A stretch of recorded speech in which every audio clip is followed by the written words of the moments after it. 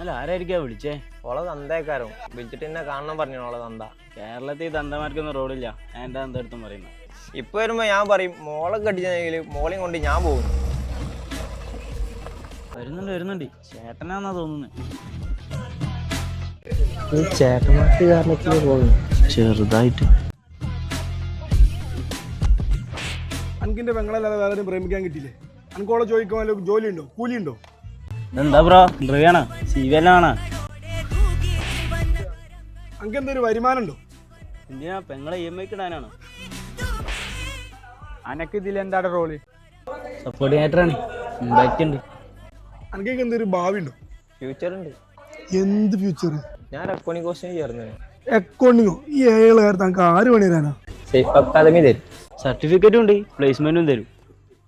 Theory അല്ല, വെച്ച് work ചെയ്താണ് പഠിക്കണേ. ജോലി കിട്ടുമോ?